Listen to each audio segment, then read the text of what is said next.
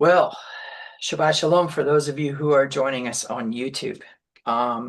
We are uh, very quickly moving towards the prescribed fall feast of Sukkot. And in that process, I would like to share with you a little bit of insight that I've gained about the Hebrew culture and um, the it was probably, I don't know, maybe about 15 years ago when I first actually stumbled upon this.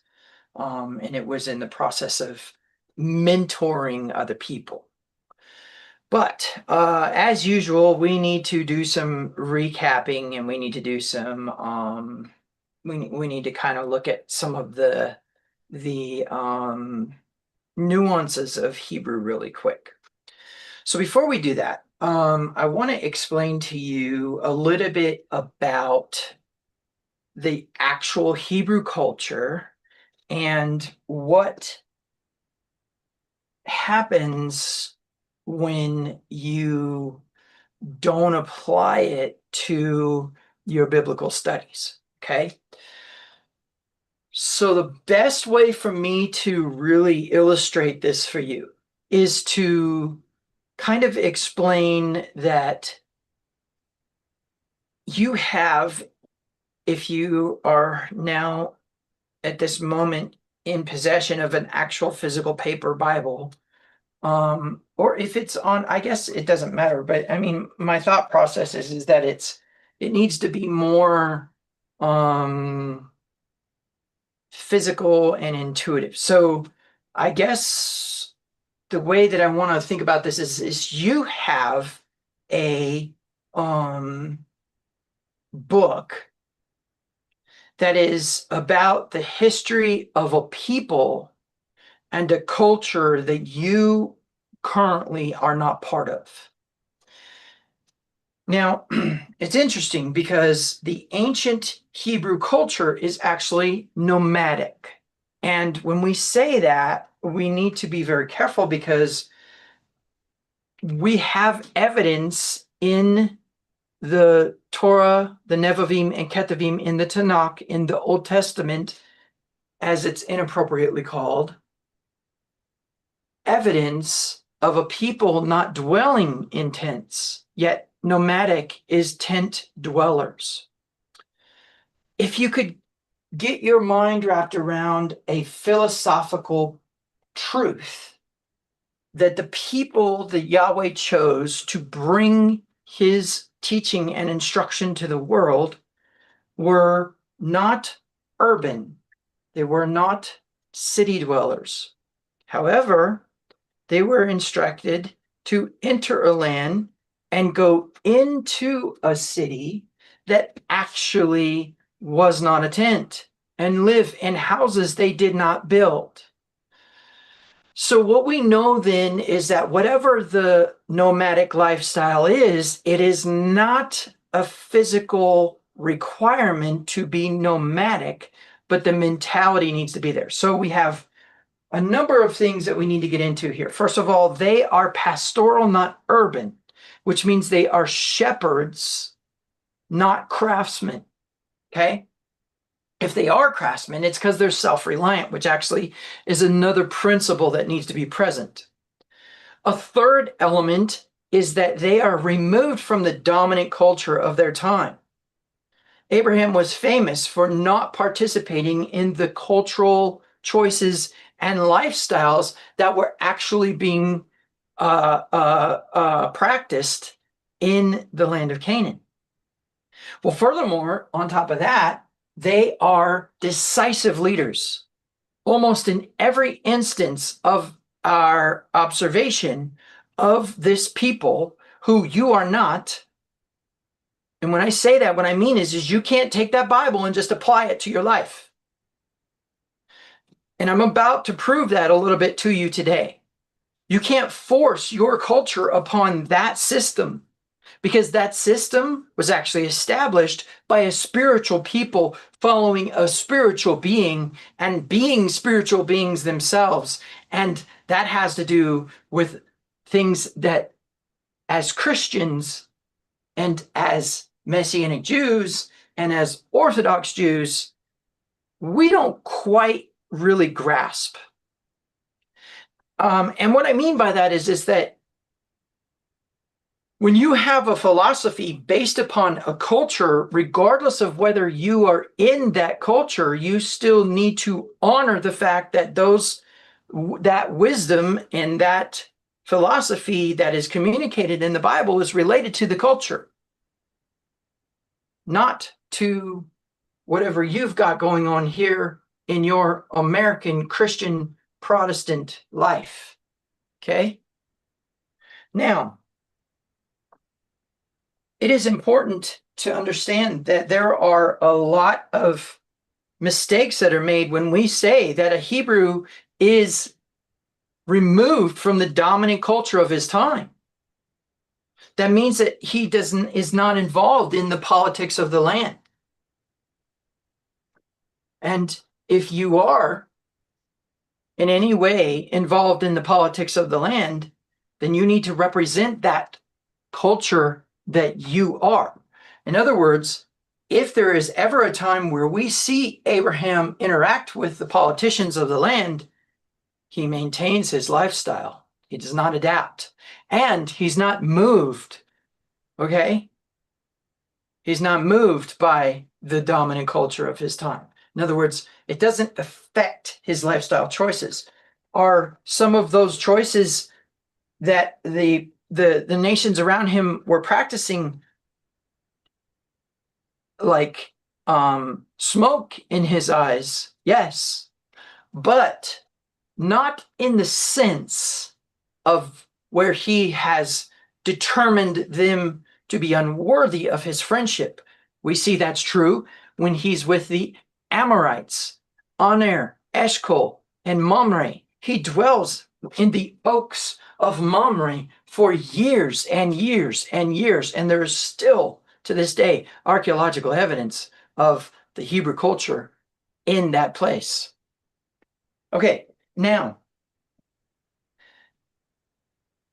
he's removed from the dominant culture of his time. He is decisively a leader. He is pastoral, not urban. He is self-reliant. And finally, and most importantly, his primary element of process.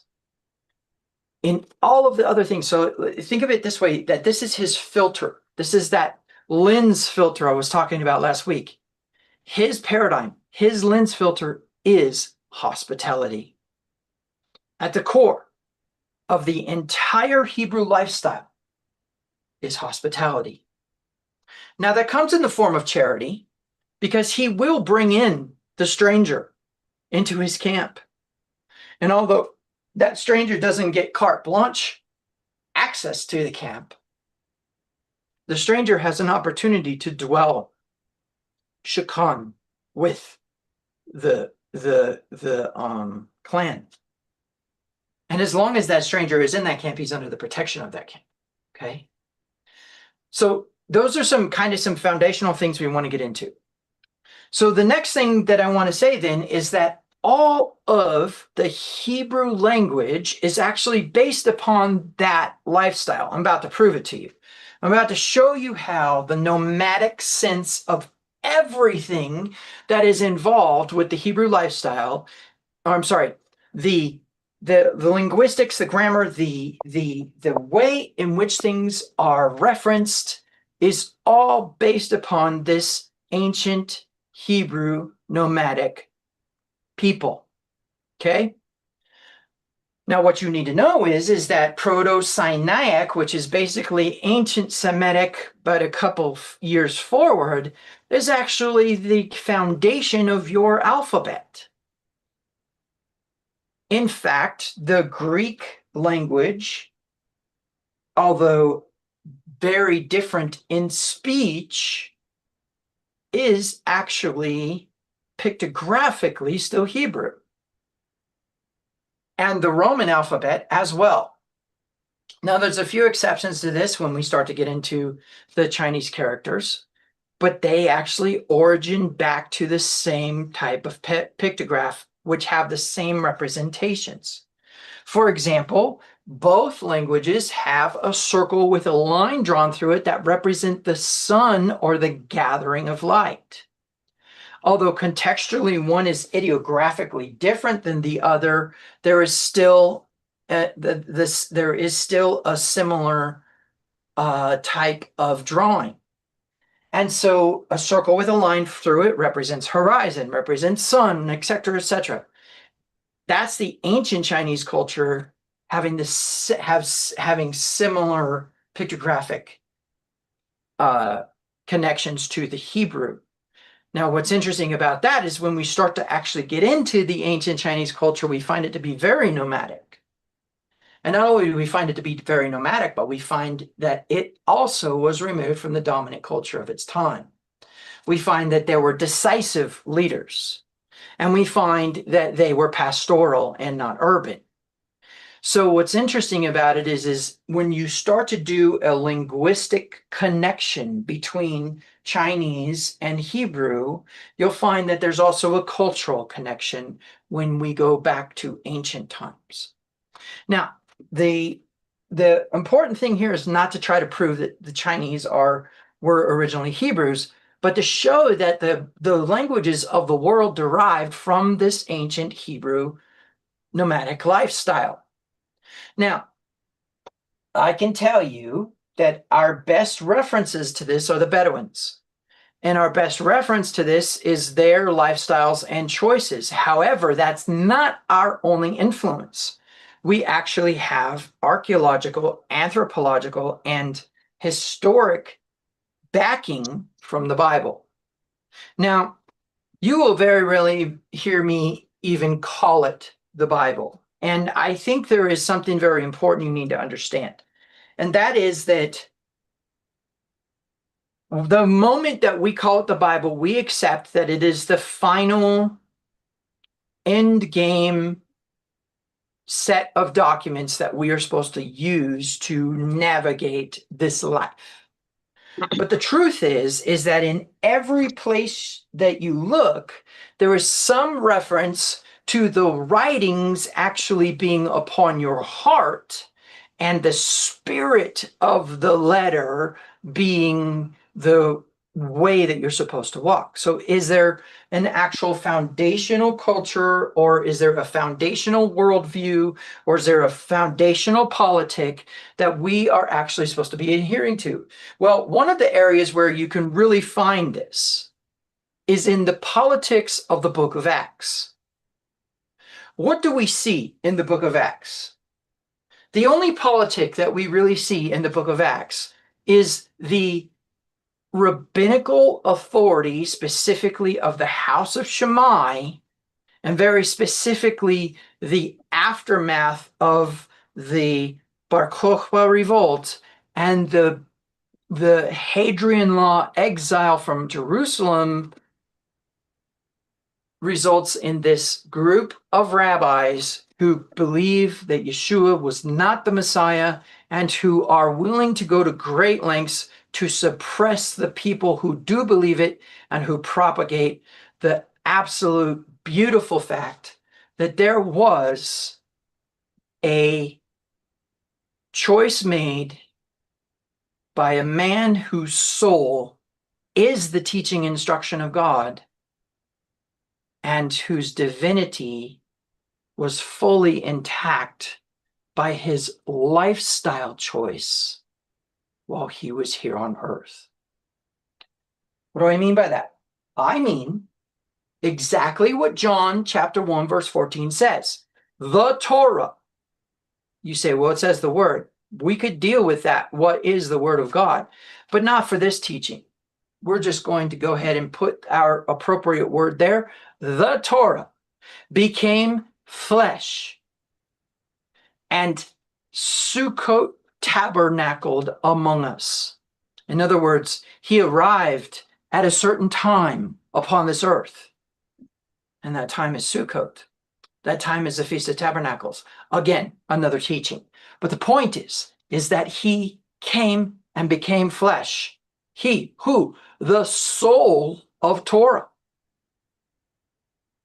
And what does he do? He comes down here and he shows us how to properly walk out Torah. And what does he do? Does he politic? Does he become a Republican or a Democrat? Does he vote? Does he uh, practice patriotism? Does he demonstrate that he has any loyalty to the nation of Israel whatsoever? Or does he show that there's a very different way in which a Hebrew nomad walks? The reason why this is important is because we're going to get into something today that is going to be very difficult. You notice that the title of this teaching is Reality, the Child, because we're going to get into what it actually means to be a child and what it actually means to be a parent. But to do that, we need to look at a very different world view and a different way of thinking. Now, in Genesis, there's a point in time where there's a king who takes over the entire land, a tyrant. And when he does, he forms an alliance with 4 nations and then goes and attacks 5 nations and takes control of them all. Now, back then, it was really simple. Whoever beat the next person is who owned the land. Proof is in the fact that after Abraham conquers Chedorlaomer and his people, Abraham enters the Valley of the Kings. Who comes out to meet him? Kings. King of Salem, king of Sodom. King of Sodom waits his turn, which means king of Salem probably had more prominence. Melchizedek does his thing with Abraham. Abraham gives him 1/10 of the plunder, okay? Which probably included people. And not in the sense of ownership, but in the sense of a place for them to go, of refuge, right? Okay. Then Sodom comes along and says, I want my people back, but you can have all the goods. And of course, what does Abraham say? I don't want anything that you have. You're gonna have it all back. I don't want anything to do with you, right? That is removed from the dominant culture. That's removed from politics. That's removed from the urban lifestyle. I don't want anything to do with your city. As far as I know, you are on the road to judgment, and this was a harbinger. You being captured by Chedorlaomer should be a warning to you, but it's not. But then what does he say? He says, but since you're in a generous mood, I want you to go give stuff to Aner, Eshcol, and Mamre. Why? Because Chedorlaomer had attacked the Amorites. And what does it say? My friends. So he was friends with pagans. He was friends with people who practice a very different lifestyle, which means what? He wasn't affected by their choices. They were still in his camp. They were still welcome at his fire. There's something deep there that if you grasp it, you will probably learn a lot, but that's another teaching.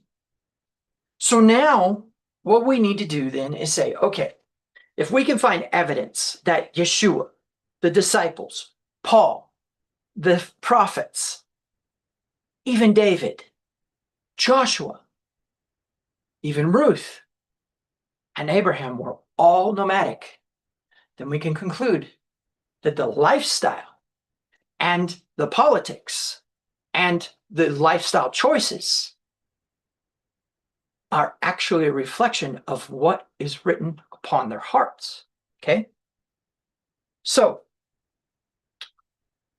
let's get into this. First and foremost, let's go to a very specific verse. The verse that we're going to look at today is train a child up in the way that he should go, and in the end he will walk there in it. There's a number of ways in which this verse is worded. So we'll go ahead and jump into that. I will share that with you. It is going to be Proverbs chapter 22, and very specifically verse 6, Proverbs 22:6. Direct your children onto the right path, and when they are older, they will not leave it. Okay, so let's start at the beginning. Let's take a look at the words that are being used here. Okay, and very specifically, what we're going to look at is the word child in this verse. Okay, so the word child in this verse is actually na'ar. Okay, na'ar, and it is actually a boy, a lad, a servant, youth, or a retainer. Okay, now generally speaking, a na'ar is actually, and this is important, not a toddler and not a primary school type of age. Okay, in fact, we could probably conclude that it's 12 or 13 years old is a na'ar. Okay, in fact, in some verses it is translated as young man. In fact, that's the most prominent use of it. 76 times in the King James Version, it is young man. 54 times it is servant, and 44 times it is child, 33 times lad, 15 young, 7 children. You notice that we're getting smaller and smaller and smaller as we get younger and younger and younger of when that is used for its translation. So what is the actual Hebrew word for child? Well, I think the best thing to do is to go find the actual word for child by looking at the first instance or usage of the word. Okay.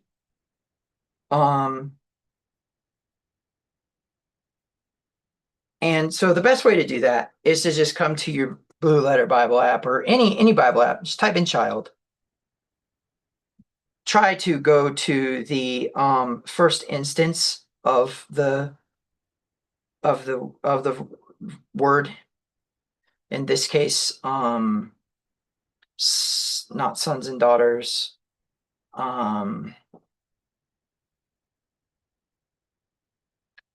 I think we're going to do that one there with Sarah. Well, are we going to do Sarah? Let's do this one, child.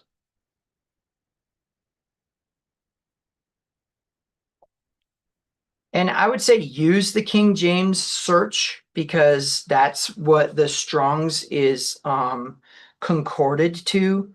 But actually, I think we're going to do Genesis 16. And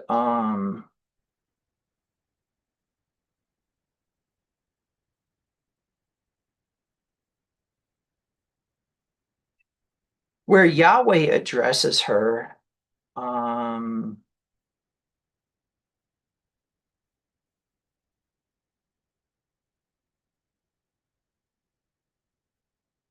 in verse 16:11, we're going to see the word for child here as for son is Ben. Okay. Now, the reason why this is important is because in Hebrew culture, there was not a misogynistic, male, chauvinistic, masculine energy dominance. In fact, there was a great amount of equality, but there was also an understanding of how a woman was supposed to be cared for and protected. Okay, because what did we actually have in the nations at that time? What we had was child sacrifice. and exploitation of women as part of the dominant culture. Okay? So here's how I want you to think about this. Proponents of the Bible claim that the cultures of that time were ignorant of equality. Opponents of the Bible say absolutely not. That not only were they not ignorant, but that they were actually biased, that they were bigoted, etc., that they were chauvinistic, that women were treated as an ownership, not and as property to be purchased and possessed and to be discarded, right? So there's a couple things that I want to get into. First of all, is if you actually believe the Bible and you believe in God and you are either a Christian, a Jew, a Messianic, then you would agree with me that there's no way we can allow that to stand, but then we would have to disprove it. Okay? Now, there's a lot we could go into to disprove it. But one of the things that I want you to understand is that when it uses the word ben, there is a masculine element to it, but not how you would think. Okay? So short version is that there was just an absolute understanding that it was not the male who was in danger as much as the female to these dominant cultures. Okay? And the reason for that is because a male cannot have children. So let me illustrate this for you. The way this works is that marauders would come and take your women and children. Now, there were two purposes behind that. Number one is that young children would be sacrificed. They would just automatically go into the system of sacrifice. Now, Christians, Jews, and in between should not be using the word sacrifice. Pagans use the word sacrifice because they believe that a god needs to be satiated. Unless you're a neo-pagan, then you believe that a god really doesn't care what you do. But back then, and this is proven, the Hittite culture is our hands down most prominent influence upon anthropology and archaeology of ancient peoples, and a great example of the city-states of Canaan and their practices. And there was absolutely child exploitation, child trafficking, and child sacrifice. But what was unique about the female? There were two. Number one is as if that she was like a female who had already gone into puberty and was able to have children, but was still a virgin. She was of great value to the pagan cultures because they believed that a pure person, because they believed that sex was impure. We can get into all kinds of discussions about that in another teaching, but that sex was impure, and therefore a woman who had not yet had a man had pure blood to drink. Oh, it gets worse. If she was a woman who had already had a man, and she's still able to have children, she would become a breeder to sacrifice children.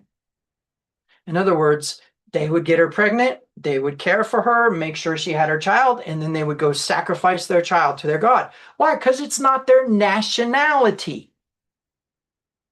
They were patriots. They didn't want to harm their people. They would get people from other nations to do that with. So it became absolutely imperative to protect the women and children from the marauders more than the men and the young men. Which means what? The moment that a man comes into bar mitzvah, which is basically where he comes into age that he himself can make choices concerning Torah, and in the time of Yeshua, he was allowed to stand up in the synagogue and argue points, which is why we see Yeshua in the temple arguing with the priests during Passover when he was young. But the premise is that these children who were male were taught early to fight.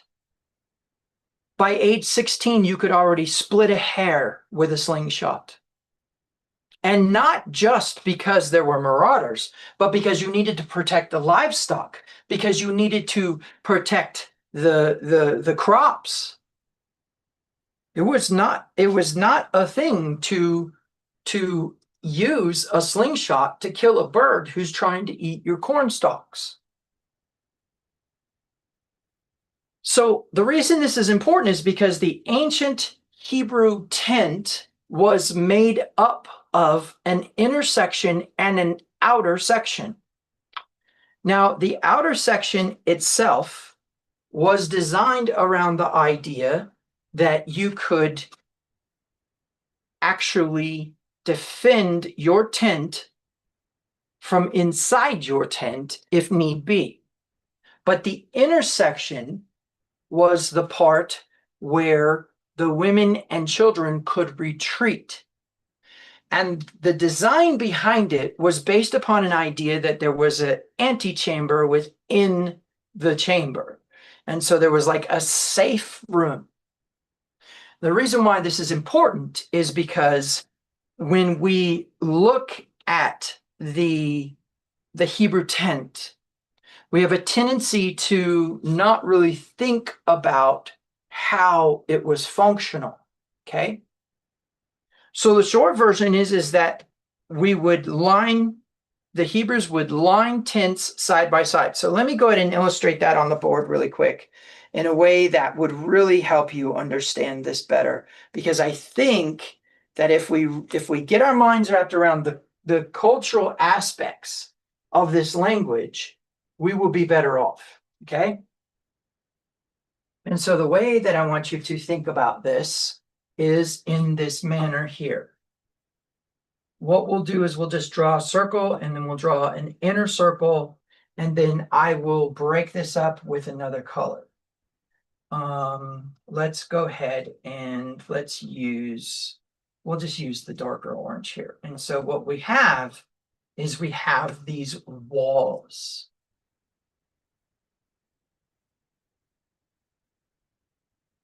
Okay. And these walls are all connected. So this is a single tent. This is a single tent. Okay. Each of these is a single tent. Now, they were not round. I'm exaggerating here. I'm just actually made it easier for me to draw it, to tell you the truth.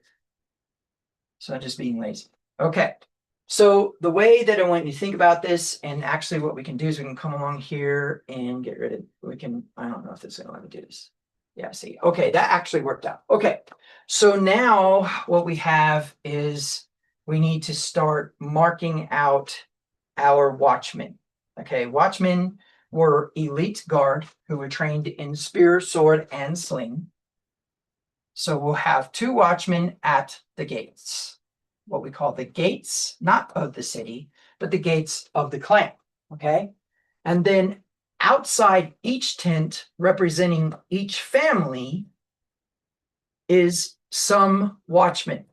This could be the firstborn, this could be the father, this could be a servant, okay? But there had to be a watchman at each one of these because there were a number of things that could happen here. And I'm going to show that in a minute. I'm going to show you the tactical advantage of grace. Okay, so and then let's see. So we're going to go here with this, and here with this, and here with this. Okay, so now we have the door of the tent, and I'm just going to illustrate one of these tents. I'm going to go ahead and use blue for this. But the way that this would work is the tent entrance looked like that, okay? And so a person could go in here, and this was what we would call the antechamber or the safe place, okay?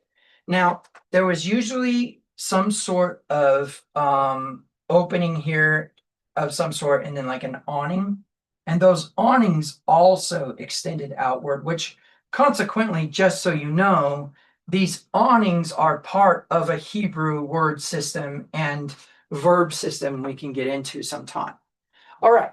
So what this is called the Hanan. Okay. So what the Hanan is wall continues. Let me explain this. So we have the Hebrew letter. Let's see, what do I want to use for let's go ahead and keep this kind of like purple royalty, but we got to make sure it's really thick because I noticed my purple is kind of getting dark sometimes on the screen. Okay. So this is the Hebrew letter Het. Okay. And this is the Hebrew final letter Nun. And this is the word Han. Okay. Now, in the ancient pictographs, the Het was drawn like this. Okay. And in the ancient pictograph, the Nun was drawn like that. Okay. Now, a combination of the two, this is wall.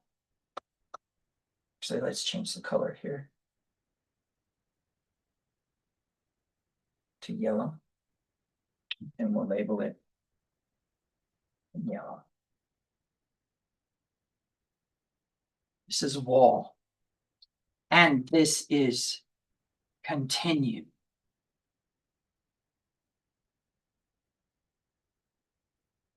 Okay.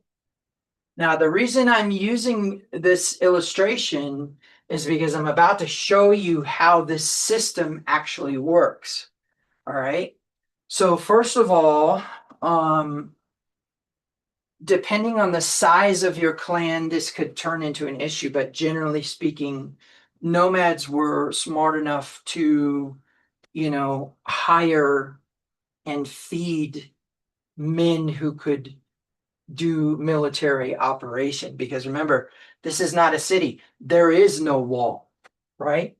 The wall is actually the tent wall, and that's what this is a drawing of, because in the ancient Hebrew culture, they would glue strips of goat skin together using bone glue, and they would constantly renew the tent. So the tent was always in a state of renewal. As one would wear out, they would just add another panel and move the entire panel down one. Okay. And so that's why this drawing is this way. So they're pretty accurate in their depictions. But what wall is the back of the tent. It's this section right here. That's a wall. Okay. Now, the reason why this is important is because if there was a time where there was an attack, there's one more layer that the marauder would have to go through. But I want to illustrate an attack real quick. I'll do it over on this side and show you this. But you see, wall continues is the word Khan. Well, then the way that we write the way that we write this is we say that if someone was to observe this continuous wall, they would agree that this clan believes in protecting what is valuable to them. And so that is the word. Let's see, we will continue with our context here, and that is going to be the word Chana. Chana, which consequently is where we get the name Hannah, just so you know, for those of you who have the last name or first name Hannah. But Chana actually, in the sense of wall continues, if we add a beholder to this, so the beholder is this one right here, right? As the person beholding, this is the word Chana, and in the English is translated as what? As grace. So you can see now that grace is not what you think it is. Grace is actually a context of pitching a group of tents together in order to form a clan, right? And there's an allegiance to the clan leader. And if you are put outside the clan or outside the camp, it is because you were a threat in some way, whether it be a communicable disease or whether it be some other uncleanness, or it be that you are an enemy. You were put outside the clan in order to protect the clan. So let's simulate an attack here really quick. So first of all, if marauders were to surround this system, what would we have? In fact, let's do it this way. Let's go ahead and let's get rid of this notation here real quick.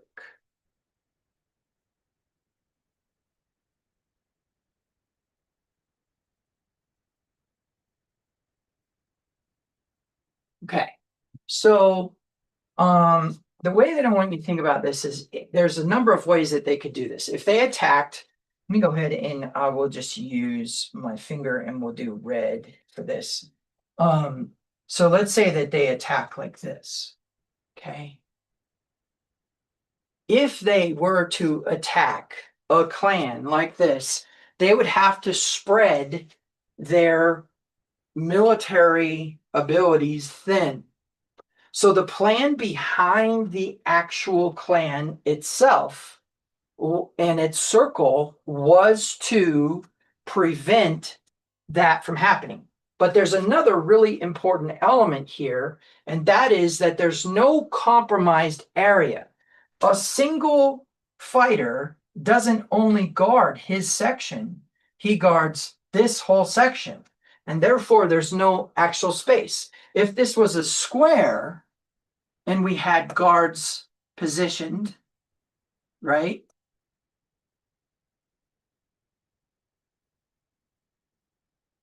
Then we have a compromised area because this guy has to go around to protect that area. Whereas here, he only needs to move one step in either direction, okay? Which means instantaneously you can have 2 on 1, all right? But if the enemy was to spread their tactical advantage thin in order to try to attack every tent, there's 3 very important things.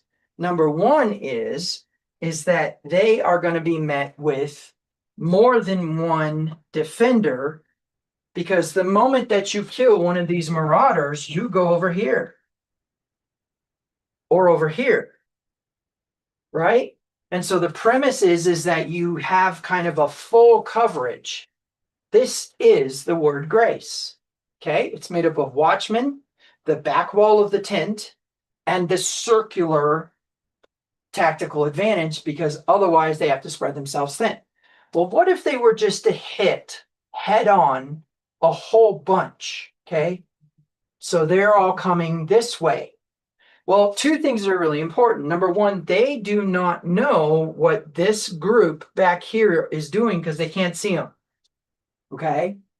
And oftentimes a clan would camp against the back of a canyon so that they did actually draw the attackers from a certain point so that they couldn't actually attack the back. But the premise is that the watchmen in the back were still positioned. Now, the reason why this is important is because the whole premise behind it is the ability for the clan to respond. So now all of these guys here can actually respond from both sides, right? But the system also was set up in such a way that if there was an attack coming from this side, the families could move to the other side. And you need to keep in mind, the watchmen are just one stage of the army that's in this clan, okay? So the second stage is obviously able to come out and flank them if they need to, etc. So a direct attack isn't very effective either. So generally speaking, the only really effective attack would be to attack from a distance, take out a couple watchmen, send an assassin in to do the job. But marauders knew better. They would stay away. They would not attack a clan. And the reason they would not is because there's not a tactical advantage here. Now, obviously, if you're a military person, you can see the weaknesses of this, and I'm sure there's plenty of ways to actually attack this, but this was a very effective method. And that is the word Hanan. Okay? I'm sorry, Hana. Okay. And so Hana means grace. So now you understand that the entire culture of grace is based upon the clan, based upon this circular military tactic, based upon this family unit itself. Now, the word for, so remember we had these strips of tent material that we would glue together. They were waterproof. It was goat skin, so it was it was a very dark result. Like if you turned the lamp off inside the tent, you could not see, even if it was in the middle of broad daylight. What that did is that prevented the people in the tent from being affected by the elements. Okay. All right. Oh, and that was another thing I forgot to mention is how the wind moves through the camp. That's also a very interesting thing because it literally creates this vortex system of wind that causes the tents to cool as it goes through. So as the Ruach moves through the camp, there's a refreshing. Okay, so the premise is now what we need to do is understand that the glue, and I'm just going to represent that by some yellow on these panels, is actually made of bone glue. Let me explain that right quick. So the process behind bone glue was simple. You would render down bones, boil them and render them down, and the film on top you would skim off, and then you would put in a pot and put it out in the sun, and it would start to dry and become very viscous, but it would never dry all the way. You could go down and mix it up kind of like paint. And so then they would use that to bind these pieces together. Well, they called this strong water. Okay, so now let's take a look at this really quick. They called this strong water. So this is going to be, in the ancient pictographic Hebrew, is going to be the drawing of an ox's head. Okay, and the drawing of water. Now, what was the reason why the ox was used? Let's talk a minute about that. Why did they use the elephant? Why didn't they use, say, I don't know, a lion? The reason why is because the ox was the strongest animal that they had to represent strength. Plus, there was a lot of times where clans would kill the ox and wear the horns in order to declare themselves a clan leader. Okay, and that was considered the El, which is the Aleph and the Lamed, or the strong shepherd, the Lamed being the shepherd staff. But that's actually another teaching. So now the premise is that we have the strong water, okay? Strong water or glue. So let's go back over here and talk about this. So first of all, let's explain that this is actually going to be the English word glue, right? Glue. So I want you to think a minute about glue. First of all, glue never dries out, okay? Second of all, glue is viscous. It is very, very hard to work with. It is resistant to cleavage, to pulling apart. Okay. In fact, the stress that could be described in engineering for glue is called cleavage stress because there's a peeling apart that occurs, and that's what glue prevents. Okay. So, in that sense, when the Hebrews were choosing a description for this word, which I'm about to reveal to you, this is the type of property or attribute that this word had. Okay. It held the panels of the tent together. Okay. So, what is this word? Well, this is actually going to be let's jump back to the board here. So, this is actually going to be let's not use red, because red is the color that we used for our marauders. I don't want you to get subconsciously a negative about this. All right, here we go. So this is the aleph and the final mem, and is the word im, which consequently, let's go ahead and change that color really quick to this color, im, pronounced im. Okay, and it is the word for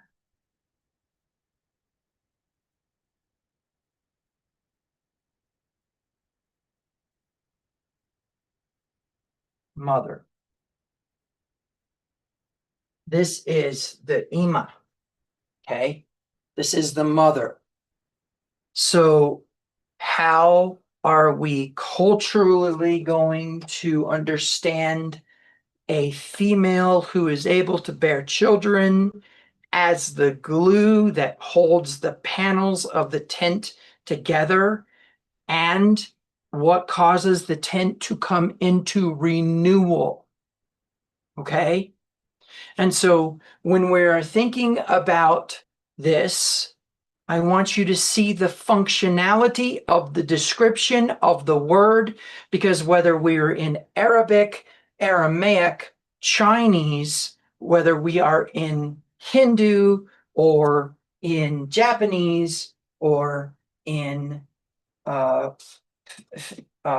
Filipino, Tagalog, or in some other Latin equivalent, mama, ima, Emma, amma, alma are all part of the word for mother throughout.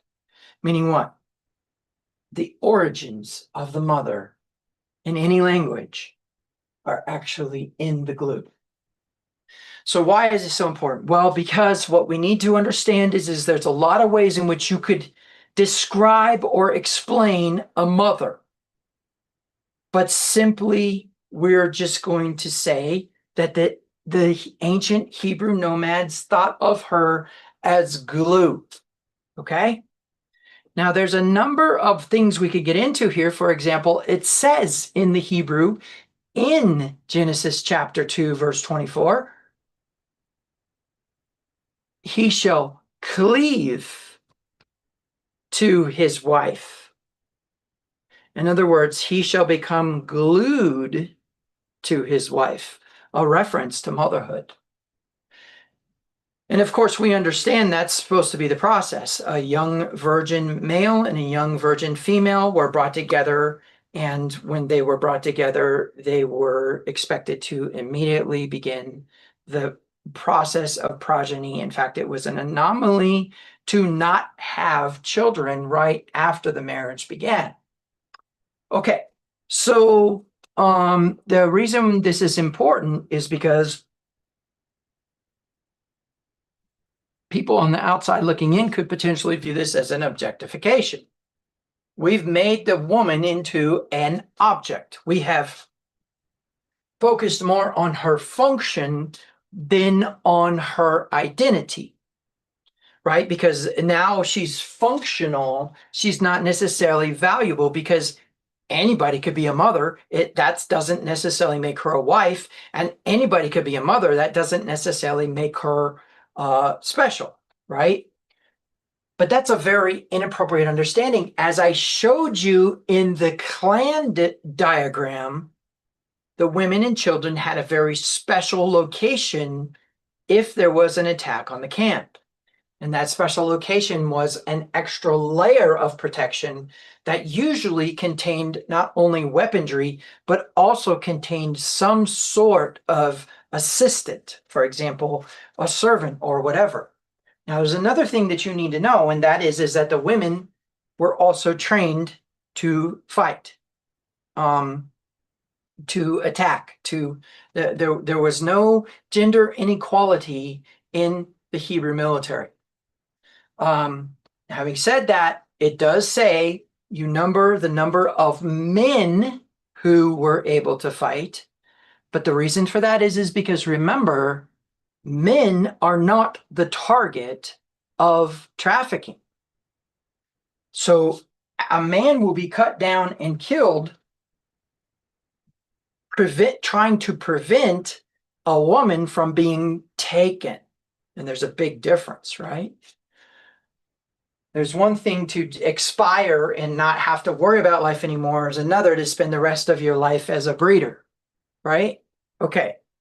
So, but what I want you to understand is the word mother in the ancient Hebrew lifestyle was not an identity.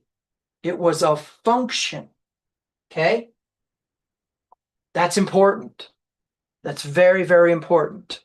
All right, so now we will move to the next thing.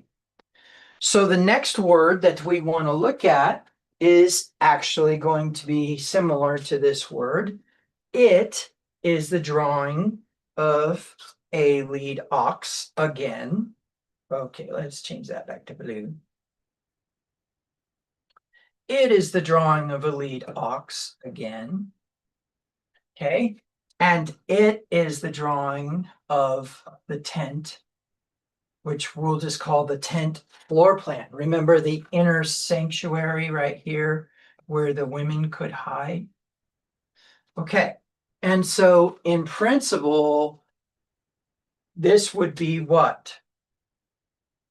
This would be strong tent, or the strength of the tent. Generally speaking, what we identify through anthropological and archaeological information is that the tent was usually supported by a single pole in the center that then had ropes coming down to the outside, on the outside, to poles that were on the outside that formed panels. And those poles that were on the outside, I'll kind of illustrate it here in a minute. Those poles that were formed on the outside were basically staked into the ground. So they're sharpened and staked into the ground. And then guy lines came off of those, very similar to modern circus tent type style, or like the DIA airport, using a tensegrity system, which they didn't even know what that was, but Buckminster Fuller actually is the one who coined tensegrity and messed with the physics of it and came up with those chairs that don't have a bottom on them and you can still sit in them, that kind of stuff. Point being is that the tensile strength of the ropes to the poles, to the guidelines, actually held the tent in place by this center pole going up into the center of the tent. Now, there's a number of things that made it strategically, structurally, and aesthetically pleasing. The premise is you did not have a whole bunch of lines or poles inside of the tent. It was a huge floor plan, right? With a center pole holding up that. Well, that is the Aleph base, right? That is the ox in the tent itself. And of course, you know where I'm going with this. That is the of, right? That is the of. Let's go ahead and change this back to that color. And we have the Aleph, and we have the Beit, and that is the Av or the Abba or Baba or Appa or Opa, right? This is the word for father, or at least clan leader or grandfather throughout the world. And so again, we have a descendancy of language and linguistics maintaining the strength of the tent is the of, which is what? Father.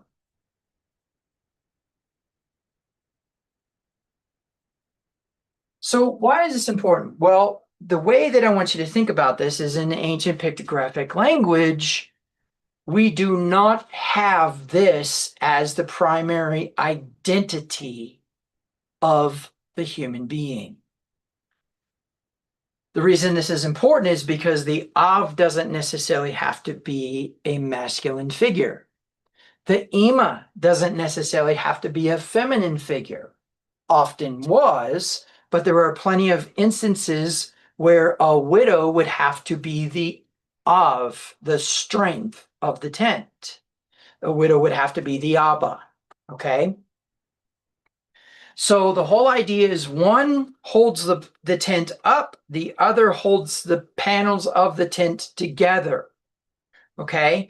In fact, the Hebrew letter Vav, in fact, let's go ahead and draw it really quick. I'll just draw it over here as a side note. Let's jump over there. There we go. The Vav looks like this in the Hebrew language, but that's actually the Aramaic descendancy of the ancient pictographic Hebrew, which was actually the drawing of a stake that had a Y in it, like that. Okay. Now it didn't have the point at the bottom, but that it was usually sharpened. And so they would just find sticks that had the Y so that you could put a rope around them in a knot and it wouldn't slip, right? You can actually attach a rope here, right? And then it would not slip off of here. Okay. And so those tent stakes is what helped the guy lines. Well, what does that mean in Hebrew? In ancient pictographic Hebrew, that means establish or secure. So the guy lines that held up the center pole were the security of the tent. Why? Because if the pole falls, then the tent falls. If the Abba falls, then the tent falls. Okay? And so that required a function of a human, not their identity. And this is going to become important. The way that I want you to think about this is that in the ancient pictographic Hebrew, we have the focus or the concept being the tent. Well, what was guaranteed within the tent? Provision, protection, and instruction. That's a given.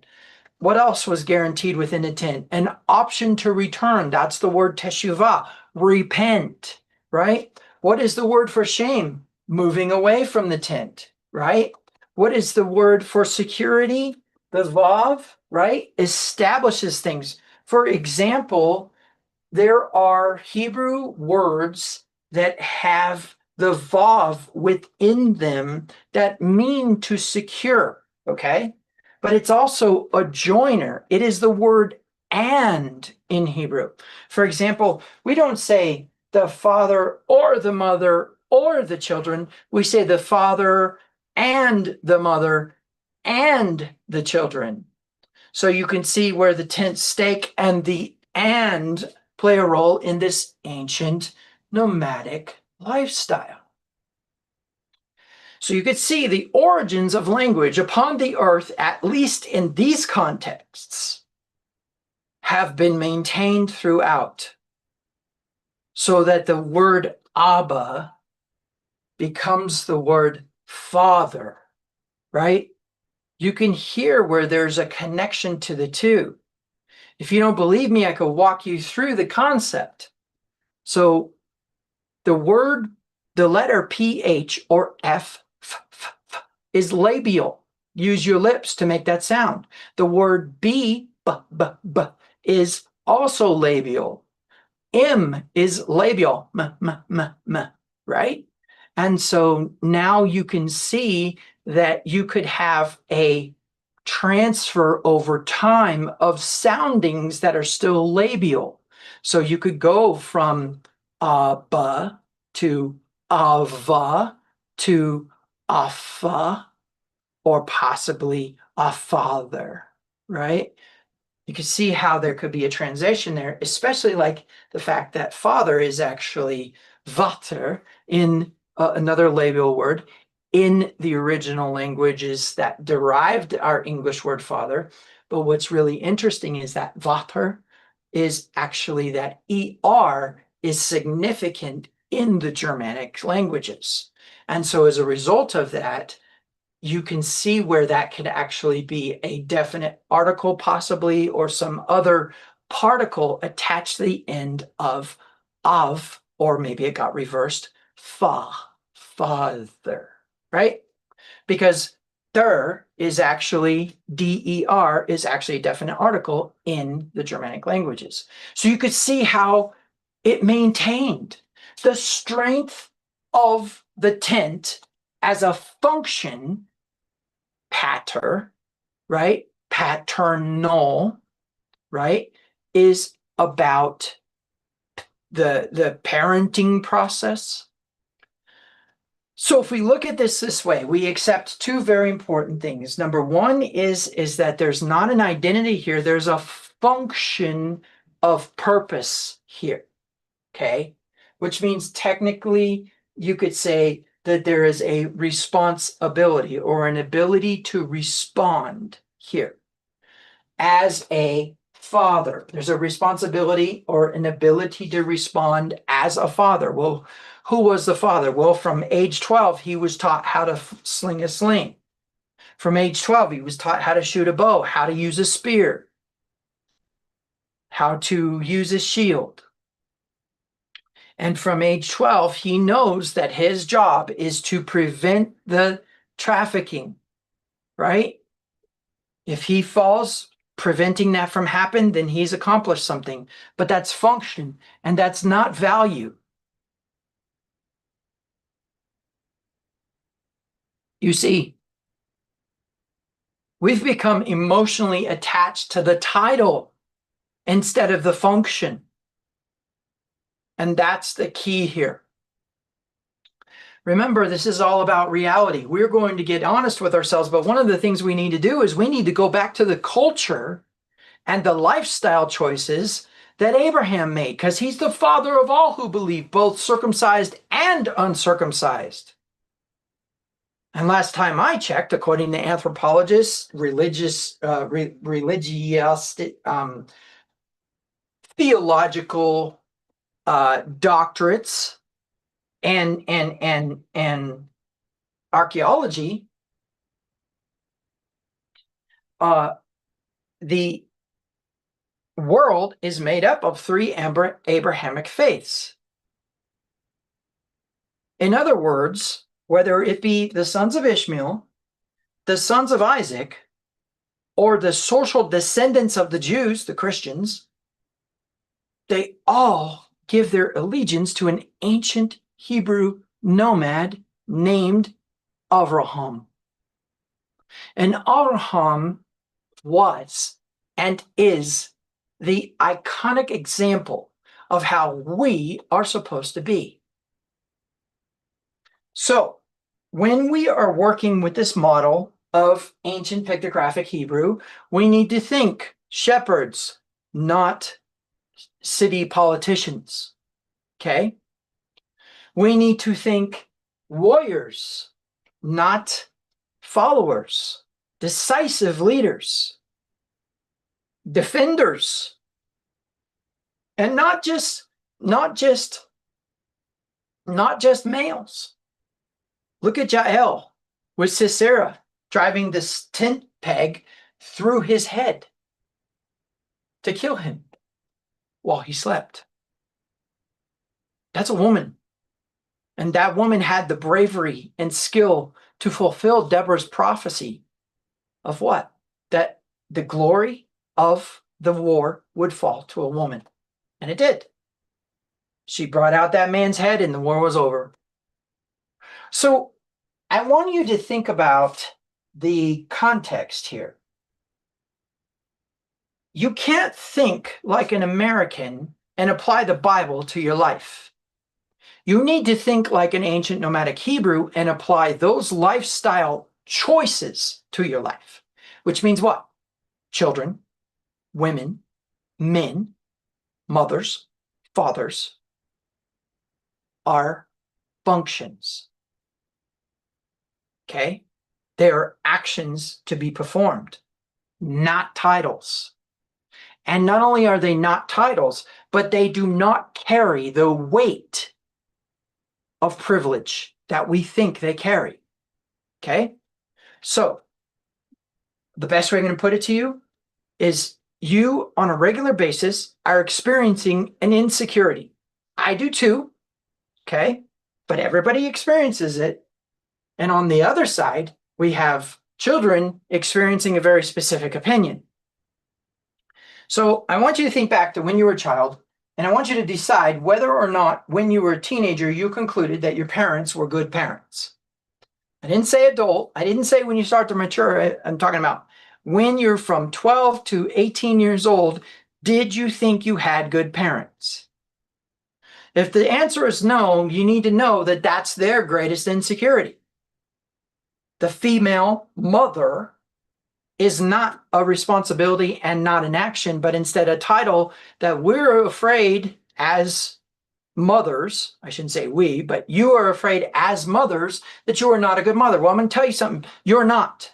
And the reason you're not is because you have misapplied the title. You don't understand the action of the title. Okay? Furthermore, you men have done the same thing. You think you're horrible fathers. You are so afraid that you are not a good father. Now, I don't care who you are. I've talked to thousands of men. So your single lying to yourself anomaly is not going to phase my statistic. Every single man I've talked to will privately admit to me that they're a bad father. And so when I am dealing with this myself, I am convincing myself that there's a way to be a better father. But the truth is my problem is that I'm looking at the title as a reputational recognition instead of the action of it. Okay?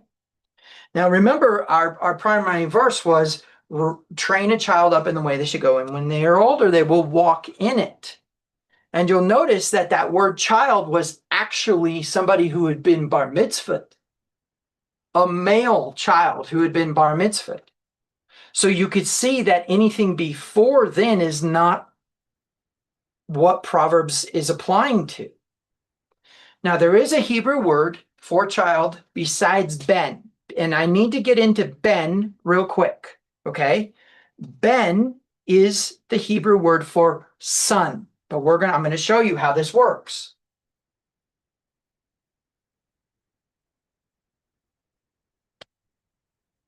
So we'll do it a little bit different. I know in the last one, I showed you the pictograph first, but that was because there was a bit of a reveal that I was trying to get at.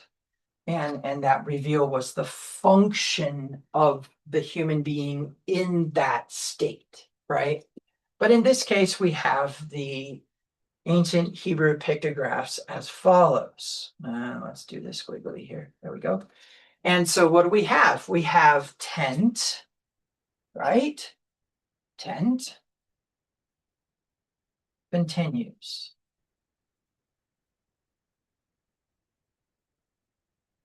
So here's a question. First of all, how does a tent continue? According to the ancient Hebrew nomadic lifestyle, the way that a tent continues is we take the old, torn up, dried out goat skin off, right? And we take the whole panel and we move it down and we attach a new panel. The reason we do that is because it's layered, right? So you can't just come and add a panel here. You have to come and layer the panels and keep going. And that's why we move the whole panel down. So what is the sun? The sun is the wall that continues to be renewed. Understand? Tent continues is the renewing of the wall of the tent. What purpose did the wall serve? The wall served a purpose of A, protecting the men, women, children, and livestock from the elements. The wind, the desert air, right? The sun, which again would be the aridness of the desert, the rain, right? And the elements. Not really much snow, but it could potentially be used for snow. In fact, with the Mongolians, who had a very similar system, it was used for snow. But the premise is that the sun has the first responsibility as this wall to protect. Okay? So a sun is a protector of the family, the tent. Which means what? Which means the sun now has a very different function than this element that in your insecurities, you are trying on a regular basis to please in order to avoid a number of cultural significant things, which is A, you be accused of being a bad parent, which feeds right back into your insecurity that your title will not be will be failing, right? And second, that they are in a state of showing actual displeasure, which can make, just so you know, your life, if you haven't experienced it yet, miserable when they don't get their way. But you see now that a son is actually a function of the tent, not an element in the tent, right? The tent itself has function, and the sun is that wall or the ceiling panels that are replaced. That is the ben, okay? So two things are very important. Number one is that now all of a sudden the sun has a very, very different function than just being raised. Now, the way that I want you to think about it is when we're working with this model, this has changed significantly because now all of a sudden the true protector of the tent is the sun. And I got news for you, is usually the watchman. So you can apply all your prophetic knowledge about watchmen to the sun. Okay? So generally speaking, sonship is protection of the family. And that is how ancient Hebrew nomadic people thought about it. Now, I can't quite create the cognate connections between the word son in the English and ben in the Hebrew, although we could connect the noon, the N sound. Truth be told is that's just one language, right? The word son in other languages has a very different meaning, okay? Next, we have another piece of the puzzle, and that would be daughter. Okay? That would be daughter. Now, the interesting thing about the Hebrew word daughter is its origins. And I'll get to that in a minute, but we're going to go ahead and get it on the board first. So we've got bat, okay? And that is, of course, the drawing of the tent and the drawing of the tav, which we'll get into in a minute, but this is going to be strong mark. Okay, we'll get to that. So the first thing we need to do is we need to talk about the daughters of Zelophehad. So the daughters of Zelophehad are Torah's protection, equal protection of gender when it comes to inheritance. So the short version is that generally speaking, it falls to the son first. And that would make sense because he spent his entire time protecting the inheritance. He knows the animals, he knows the fields, he knows the lay of the land, the reputation of the marauders, etc. Okay? And don't get me wrong, I will have you recall that there was a gender equality in military, which means the women and the men both had the ability to fight. However, it was generally concluded that the men would fight and the women would be the second wave or the secondary protection of the children who were not yet of fighting age. Now, when we work with this, of course, we know that Torah says that a man of fighting age was actually 20 years old, not 13 years old. But I'll remind you that that training began at age 13. And so by age 13, it was time to bear arms, okay? However, the daughters of Zelophehad were the first to say, hey, look, our dad died without having a son, therefore we should have a right to the inheritance. Now, something very interesting happens. When they are given in marriage, so when the bride's father gives the daughter to the bridegroom and she becomes his bride, she loses the name of her father.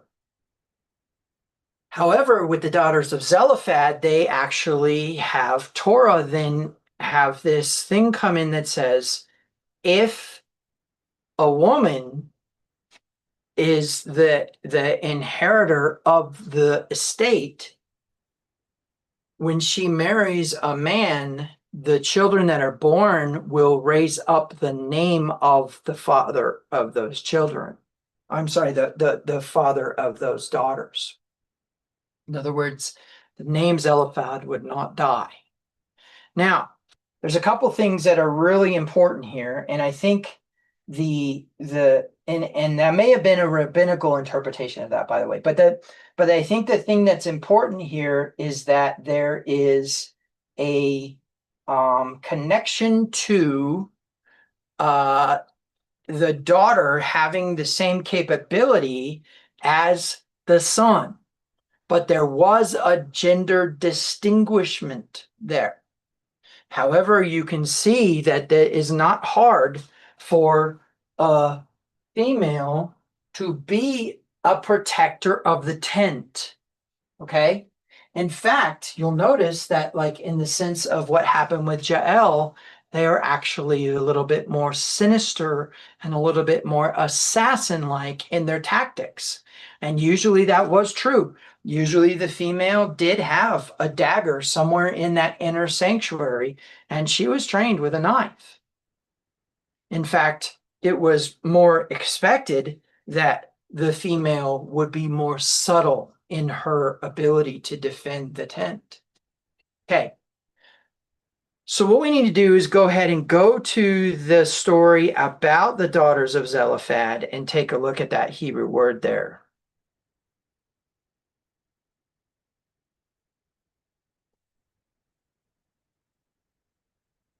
And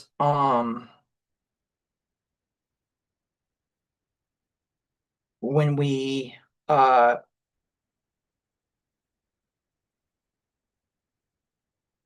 sorry, I'm having a hard time spelling today. And yeah, because the Blue Letter Bible does not do a good job of seeing typos and still going and finding the thing. Okay, so while I'm looking this up, let me say this.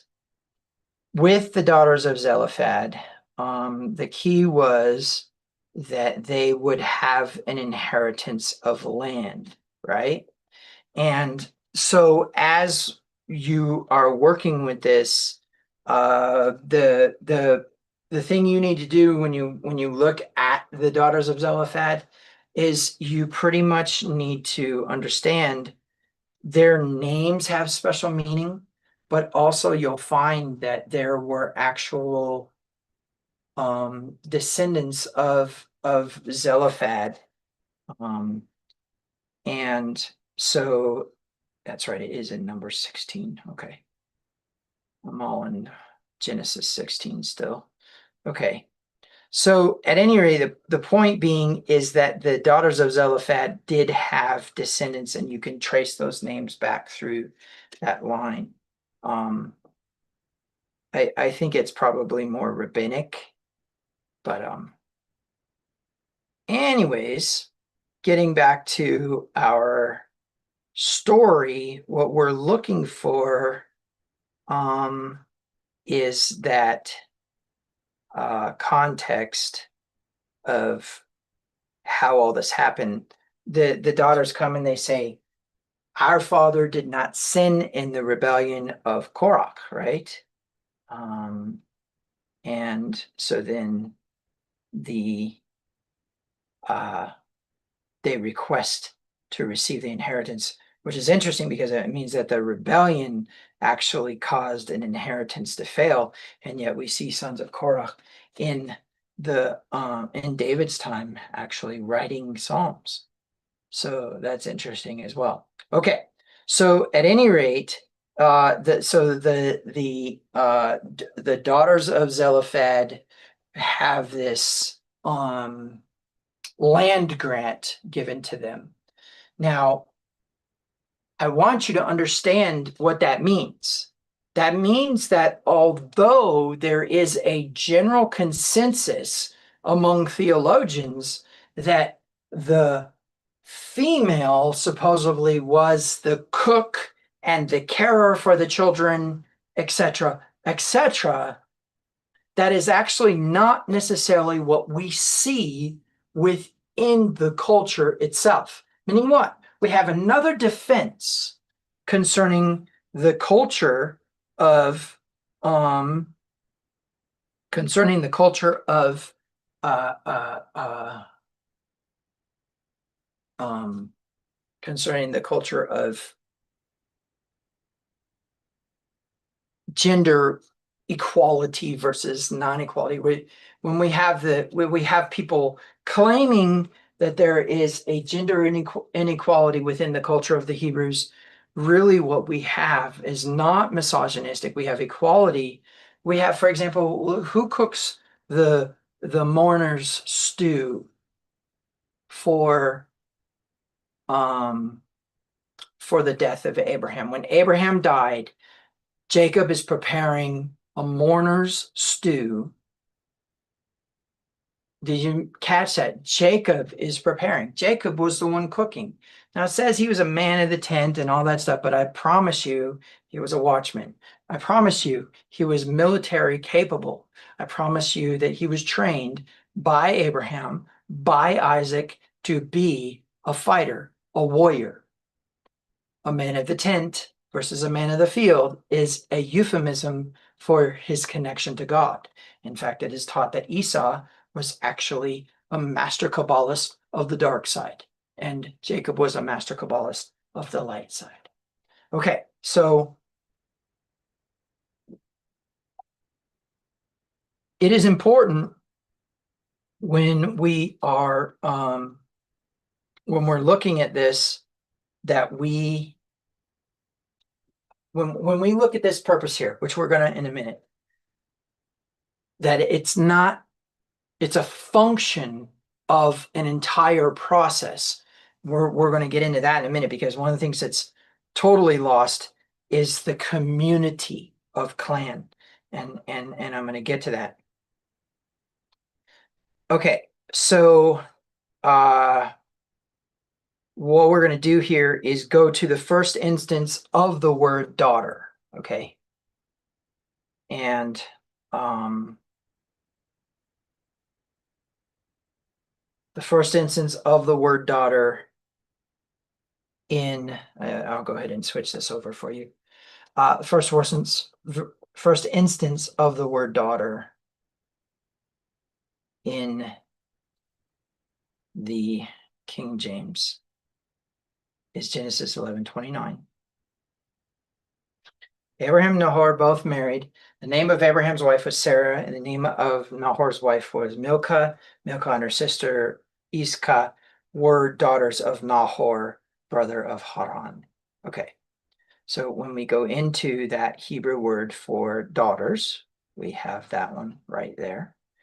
Okay, and what we're going to do is we're going to jump over to the lexicon on this one. So we're just going to grab that number, jump over to the ancient Hebrew, well, not the etymological dictionary, the ancient Hebrew lexicon of the Bible. And we are going to look at this word. Okay.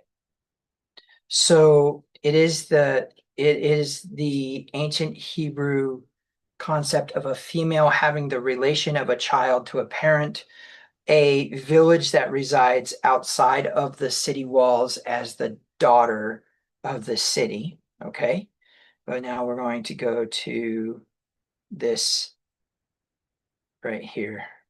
But notice it is actually a derivative of ben. When we go back to the parent root, is it a derivative of ben? Which means what? There is actually no Hebrew word for daughter. But the context or the concept is that it's a cognate, okay? But I want you to notice what is actually being said here. A daughter is a city that does not have walls, or a village. And a daughter is something that is outside of the city. Now, before you think this is outside the camp, you're incorrect. What this is that there would have these cities with these huge walls. Jericho is an example. These huge walls that would prevent marauders, right? But where they could secure and they could actually create city states, which were these big cities, population 50,000 potentially. And what they would do is they would have these areas that were agriculturally sound outside of the cities, but that were far enough away that they had to actually be supported by an actual village, which was a group of clans that would actually work the land and then bring the goods into the city. So a daughter of a city was under the protection of a city, and generally speaking, therefore, either A, the reputation, or B, the aggressiveness of the military from that city would cause marauders to not attack that village. So you could see the interesting thing here is that the daughter is actually the thing that has outside the city walls or outside of the tent operating in the vulnerable area and is spoken of as being vulnerable. But you could see where there's the movement away from the family, but still a connection to the family. So generally speaking, daughter represents that context of relationship, right? Okay. So when we're working with this concept, what I want you to realize is that the word ben doesn't necessarily represent a masculine context, which means what? The daughter is also the protector of the tent. However, that tav is very powerful, okay? There's a reason why that tav becomes the word there. So let me explain the mark, okay? How the mark works.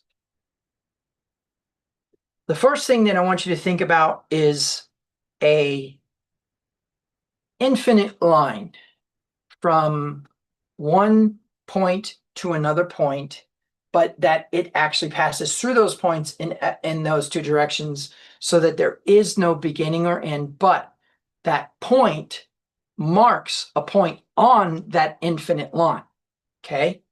That's how I want you to think about a mark. A mark is actually something that represents a location on an infinite line that has no locations. The reason we think of it this way is because the context of the tav is about covenant, okay? And generally speaking, covenant had to do with the name of the clan and the clan leader.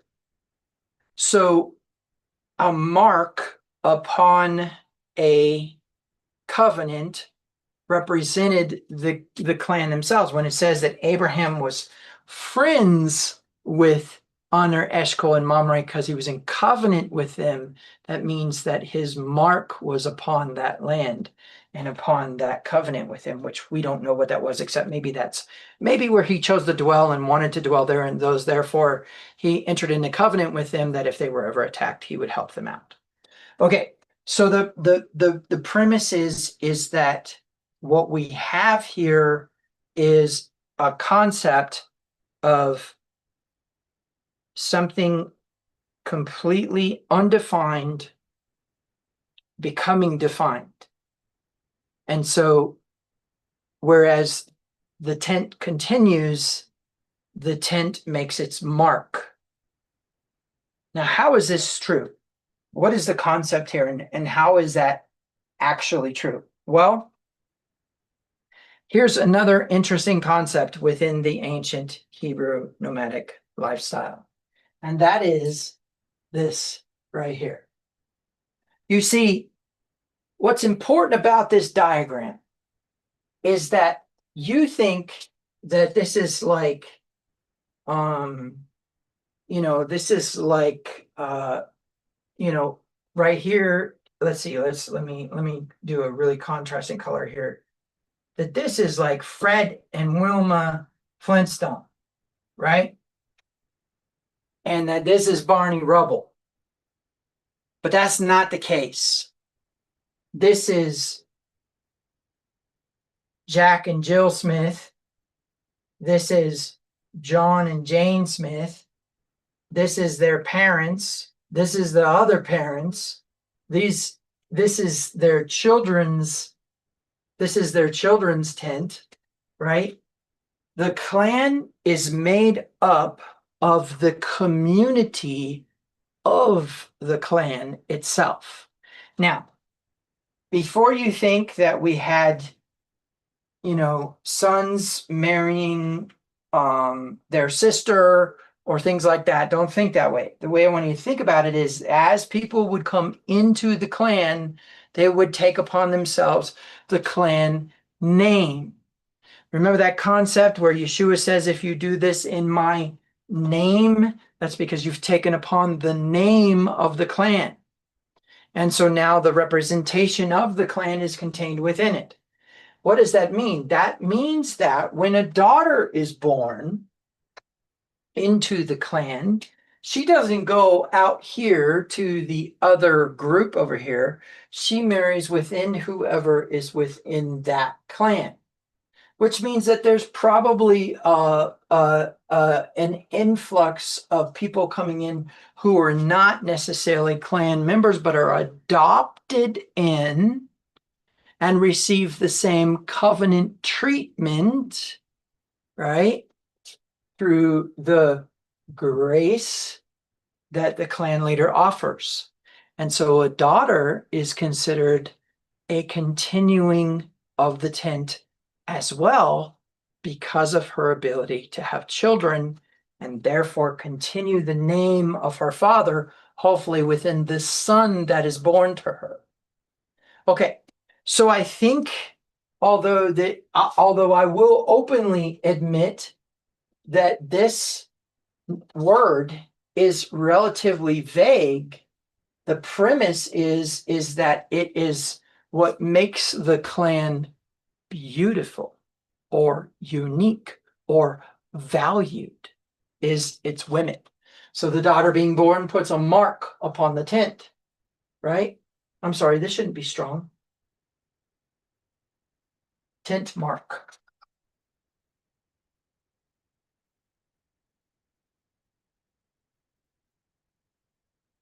Okay. So and now we need to get into this deception that we've got going on. So the first thing is that one of the reasons why you are lying to yourself, trying to convince yourself that you're a good parent, is because you're afraid you're not. Okay? That's issue number one. And I can tell you I struggle with it too, because I am unfortunately very culturally influenced and I have not been raised in a nomadic lifestyle. And it is a lifestyle that we need to adapt if we want to apply the Bible to our lives. But the premise is that I was raised an American Protestant Christian. And although I had my journey through religions, as an adult, before I stepped into Torah and before I became a teacher of Torah, being anointed by a rabbi and given the title that I was given, I was conditioned to believe that there is such a thing as a good parent. And so I'm constantly trying to decide whether I am or not. Listen, if you want to be a good parent, figure out what gender you are and take upon yourself that role. Okay? But that's what you need to understand is it's a function of a community. And that community may not contain bloodline relational connection and probably shouldn't if you've got a circle full of tents and you're looking to marry your children off to people and you kind of are going up the straight line of relatives. It just doesn't work out, does it? There has to be people adopted into the clan in order for there to be marrying and giving in marriage. Now, it is important for you to understand that the only truth about your circumstances is the element of the function. So, is a mother a protector of the children? Yes, absolutely, because she also can be the strength of the tent. But you need to understand that the primary representation that the ancient Hebrews chose was glue, holding it together. Now, how that works out for you is going to have to be defined by yourself. However, I'm going to tell you what you don't do. You do not work hard to convince yourself that you are a good parent, because that is you worrying about the title instead of worrying about the function. When truth be told, is the only identity that you legitimately have is the identity from he made him who knew no sin to become sin for us, that we might become the righteousness of God. You're the righteousness of God. And it says that the Spirit bears witness that we are sons, right? Not the spirit of slavery again to fear, but the spirit of adoption by which we cry, Abba, strength of the tent, Father. right? And then here's the interesting thing about it. Once we go into that thought process, then we say, okay, if we are children, then we are heirs. And if we are heirs, then we are sons of God, right? So what you are is you are a high maintenance child of God. High maintenance being that you are maintained to be in good condition often, not high maintenance as in California Valley Girl. Now, the premise is that what we've got going on here is an idea that your identity is not tied up into your worth, and your worth is not tied up into your responsibility. Oh boy, if you could grasp that, then you would no longer need to be validated. And if you would no longer need to be validated, then you wouldn't be afraid of rejection. And let me tell you, one of the biggest rejections you're afraid of that causes you to compromise every aspect of Torah possibly. And in addition to that, not only compromise every aspect of Torah, but compromise your own self, your own self-care, your own lifestyle for the sake of the worship of your children. Because what you will do is you will say, okay, I need to be validated as a parent. I need to be considered a good parent. When the truth is you're not a good parent. You're not a good parent because the instructions that you've been given on raising children is actually in a book that requires you to maintain a certain lifestyle that you have not been maintaining. And so once you start maintaining that lifestyle, we can start talking about how to parent a child. But the truth be told is you right off the bat already have missed the mark, because I can almost guarantee you your son is not the protector of your family. But the premise is that you do not need to be validated. You not need to be told that you are worthy to have your children, because truth be told, you were already entrusted with them.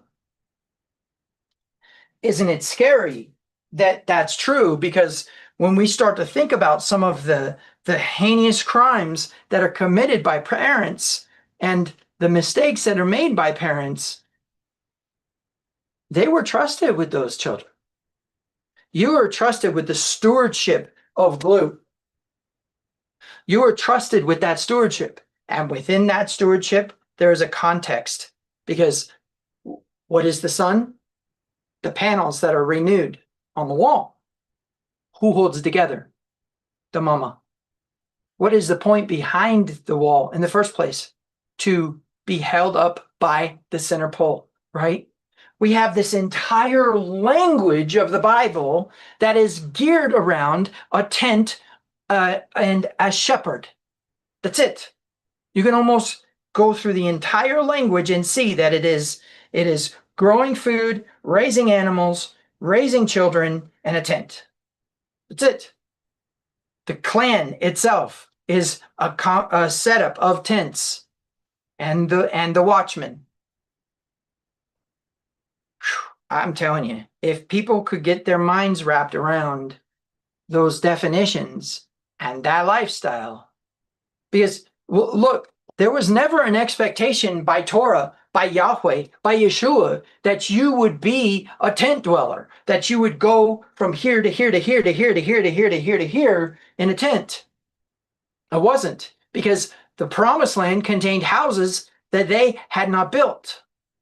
The promised land says that once you get into the land and you're living in these houses that you haven't built, once a year you need to go back and dwell in a tent so that you can remember the ancient Hebrew nomadic lifestyle. Absolutely. The Sukkot was designed for you to remember the wilderness when you lived in a tent, because the philosophy behind the tent needs to be carried forward into the city, which is why we had watchmen on the city, right?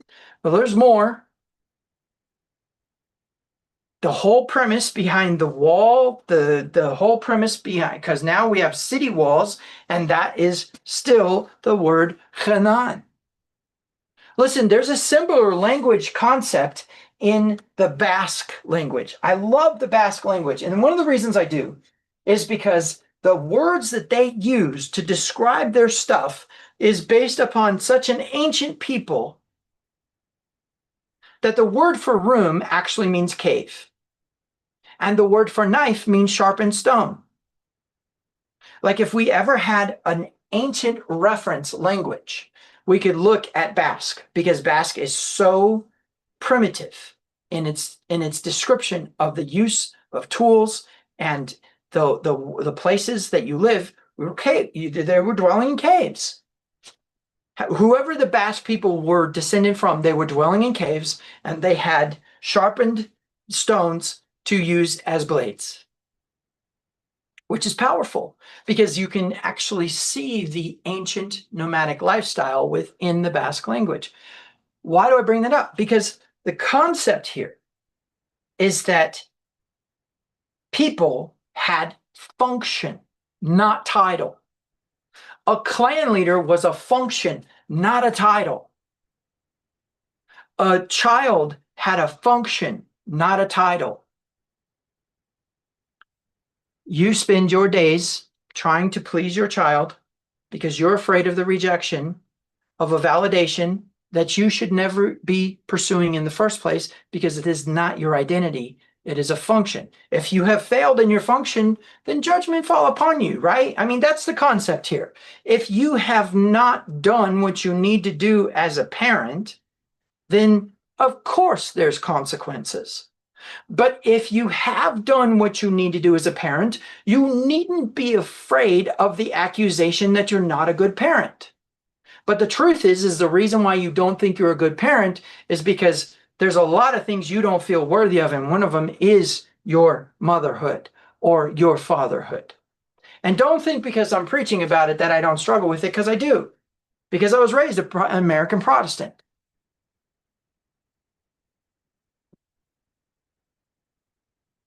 Why is this so important? Because remember last week, I said that we need to start to get honest with ourselves. Well, one of the places where you need to get honest is in the fact that it was never yours to begin with. This is not your child. It is a stewardship. It is a trust. And contained within that trust is the thing that needs to be protected. Now, where we make the mistake is thinking that there is some sort of information that's going to come at some point in our lives that's going to tell us that we did a good job. When the truth is that's not how you're supposed to look at life. You are supposed to live life.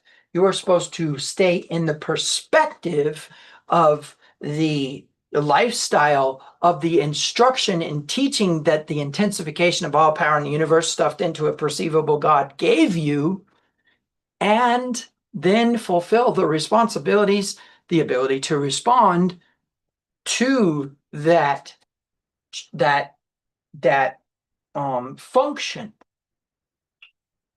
You know, it's not that children and women and men were objectified in the sense that they had no use except their function, but it's that a community is a whole system made up of valuable parts. And what you're going to learn is that as you begin to achieve the validationless function of parenting, you actually are achieving a higher level of leadership. And as you begin to achieve a higher level of leadership, the universe begins to trust you with more children, which is going to bring me to my last point that I need to talk about, and that is the word Yaled. Okay? So what we need to do is we need to go ahead and look up the word Yaled. I'm just going to jump straight into the ancient Hebrew lexicon of the Bible, and then I am going to, yeah, we need to pull up this keyboard though, so I can see these. Okay.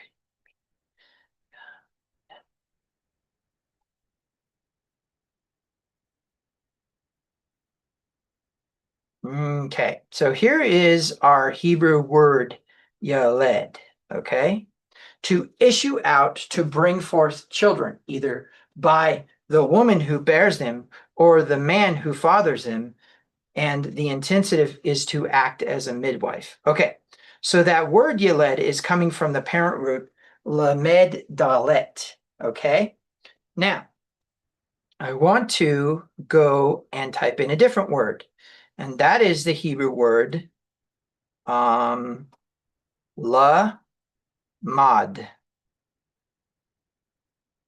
Okay, so we've got yeled and lamad, and I'll put them up on the board in a minute. I just want you to see these first.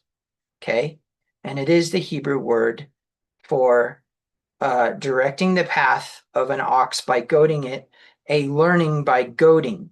Okay, lamad. And what I want you to see is that similarity in lettering. So we have the lamed mem dalet, and we have yod lamed dalet. The combination of those two is going to become very, very important here, because the context of learning is to acquire knowledge through skill, instruction from one who is experienced. Okay, so generally speaking, the way that I want you to think about this is that yeled is something that is brought forth, but and we'll get to that in a minute. But the principle is that lamad is a variation of that same word, and I'm gonna show you that here. Okay, so getting back into the lexicon, and we will go back into the search and type in yeled. Okay, and going into yeled, if we look back at the ancient Hebrew parent root, we can see that it says the bearing of children, right? But there's no pictograph there, okay? So, there's no pictographic definition. So what do we got to do? We have to be diligent to go beyond the lexicon, right? So let's take a look at this. So first of all, starting with a blank screen, we have the yod, we have the lamed, and then we have the dalet, okay? So the yod, lamed, dalet, I know my Hebrew is atrocious, forgive me for that. And this is the word Yah, Lod, or Yeh, led, okay? There are no vowel points, we know that. So we'll just leave that alone for now. The second thing we need to do is we need to say, okay, well, this is a child root. Now, why is it a child root? It is a child root because this particular lexical root, this three-letter radical root, contains a yod. And if it contains a yod, a hey, a vav, an aleph, or a doubled last letter, then it is what we call a child root, which means it's traceable. Why? Because all we got to do is get rid of those right here. If we get rid of those right there, then we have our pictographic root. And our parent root is a combination of a shepherd's staff. Let's do this correctly, because we've been maintaining something today. A shepherd's crook, which could be shaped like that. Sometimes it's shaped like this. Really, I mean, can you orient a piece of pottery? I don't think you can. But the premise is that that is the shepherd's crook and the drawing of a tent door. Okay.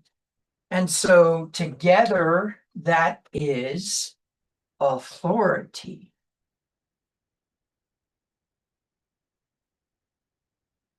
Moves. That's our Hebrew word for to bear children. Within that parent root is the word authority and the word moves. How do we know? Because in a tent, right? We'll just draw a pup tent, right? We won't draw the nomadic tent. Where the concept is, and I know I said I was going to draw a nomadic tent, but I don't think I have time to. Okay, so the premise is that basically the idea is that this is actually a wall that moves back and forth. So let's talk a minute about this. if we have an entire lifestyle based around the context of a tent, then a door to a tent has two attributes to it. Number one is that it swings in, which are people coming in from the world, from the field, right? From shame. We'll talk about that in a minute. And it goes out, which is when we go out to tame the animals and cultivate the field. Okay. And so the premise is it swings back and forth. So that is the word for move in Hebrew. For example, the word dam is adalet mem. Adalet being the door and a mem being water, which means moving water or water moving back and forth. Guess what? That's the word, Hebrew word for blood.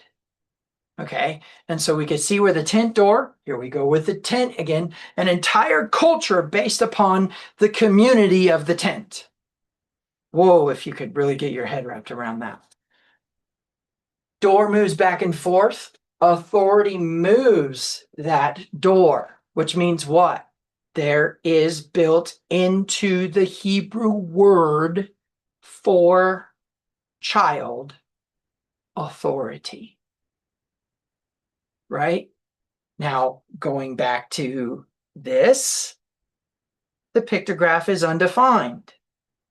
The nomadic definition is the bearing of children, right? But you notice that in the abstract, it's kindred or generation, but the concept has to do with generativity. So now we get into something else very interesting, because now we understand that a child that is born is actually going to have something to do with authority moving, okay? Authority moving. And remember, our other Hebrew word was what? To learn by goading, okay? By goading. So now getting back into the lexicon and going back to our word lamed here. Lamad.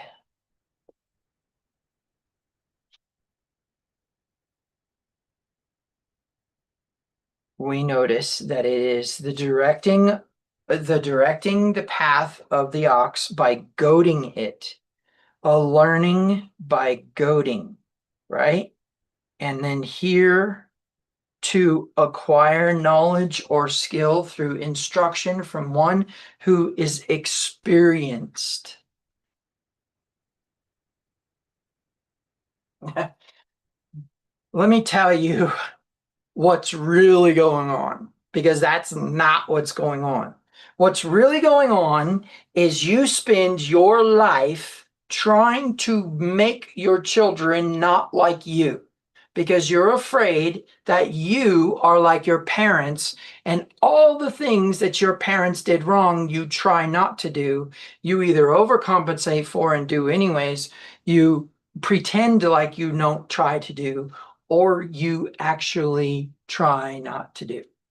And I could tell you, I'm sorry, or you actually do. Okay. And I have had people who I have mentored or coached who have said, I love how my dad used to do this, and I do it with my children. Well, let me tell you something. That doesn't make it okay, and that doesn't make it good. Okay.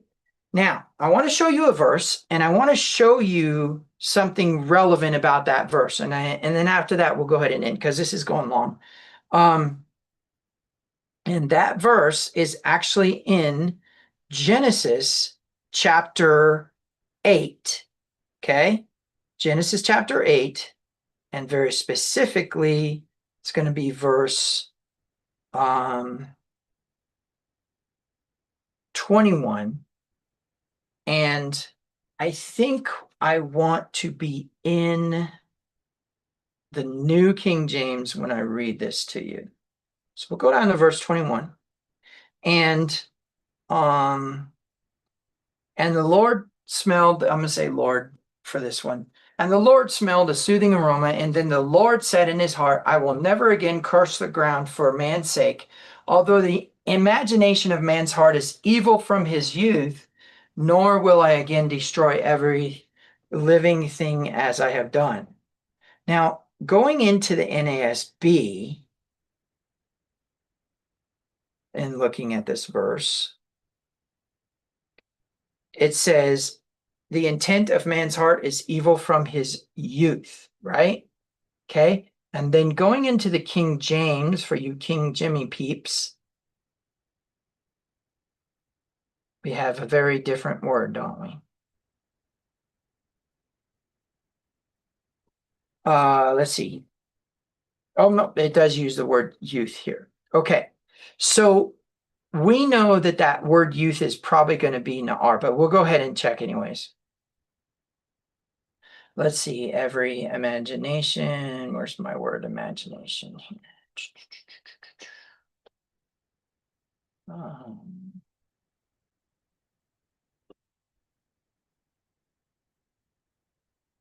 Yeah, there's that. There's the word Nar from his youth. Nar. Yeah, I was right. Okay, so what do we know? We know that that is not a toddler. So what do we have? We have a Christian doctrine of original sin based upon this verse and Romans chapter 5, right? Romans chapter 5 talks about how sin came into the world through one man, and through one man came grace, right? Okay, so the premise is that the doctrine of original sin is based upon the idea that we are born rebellious to God.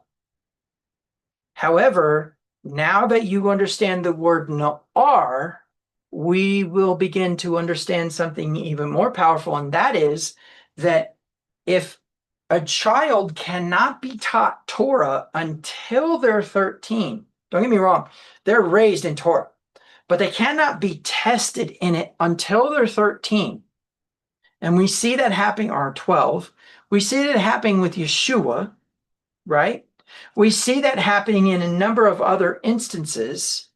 Then you can conclude that the word Na'ar here has to do with the programming that is occurring. Now, when it says every imagination of Adam's heart is evil continually from his youth, we need to understand that that's because in context, anything before the youth time is the Yeled. Okay. Okay. If this sinks in, we'll be doing really good here. The word lamad means to teach. Okay. So let's get that up on the board real quick. So I'm just going to put it up here. Actually, you know, I'm just going to erase this child root thing because it's not necessarily relevant to any of this. That was just kind of a little recap. Okay. So the word lamad itself is going to be lamed. And if you think those two are connected, you are correct. The actual name of the letter is this word. Okay. So the lamed. And so this is the word lamad. Let me go ahead and spell that real quick. Lamad. Okay. And it means to teach. So let's say that we go ahead and make the connection here. We've got a lamed and a dalet. We've got outside of this right here, the mem and the yod are the odd ones out. So if we connect the two, we've got authority moves again. Now we know for a fact that authority is moving the ox, right? In this word, we have that context because that is actually what the word used to move the ox, right? That's the verb to describe the action of goading an ox, is lamad. But lamad is the word teach, okay? Lamad is the word teach. Yeled is the word child. You see where I'm going with this? Now watch this. So the teacher would be a low med, and we won't get into that. But the concept here, and it's an important one, is what's left over is a yod and a mem. Well, what's that word? That is the work.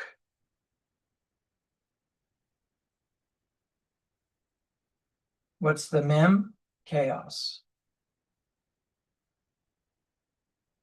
A work in chaos, which is the Hebrew word for day, right? So the context of a work in chaos is teaching the child. In other words, bringing chaos into order.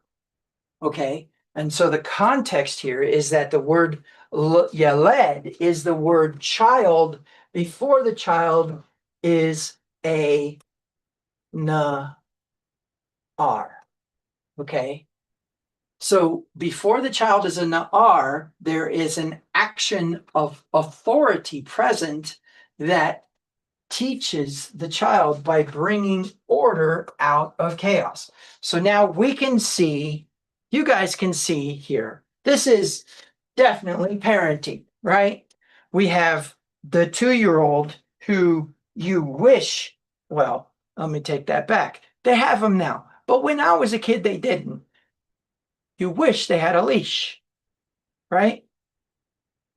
The chaoticness, especially of the male child who is born in chaos and not in order, or the female child who's born in order and can't stand the chaos. So you get a problem with those two. But the premise is that you have the male child who is not an R yet. In other words, he's not capable of protecting the clan yet, needing to be moved by authority or the goad. A sharpened stick poking at the legs, moving them forward. So it's interesting because what we do is we spend our younger years chasing this being around, right? Preventing them from touching the stove, from sticking the fork in the outlet, from eating the dog food or the Drano or some other thing. And the context is that we, during that time, don't think about motivating them. But then when it's time for them to become the protector, what they're really doing is laying around doing nothing and being lazy. And the context is that that's actually a death. Okay. And so where we think we should be goading them, we're not supposed to be guarding them. They are already supposed to have that responsibility. Where we think that we should be trying to slow them down is actually when we should be asserting the authority that we're trying to assert to them when they become teenagers, na'arim, right?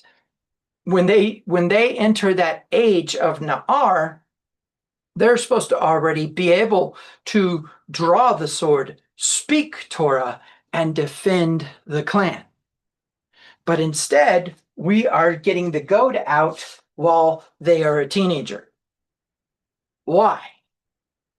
Because we never taught them to be the warrior, never taught them to defend the clan, never taught them Torah.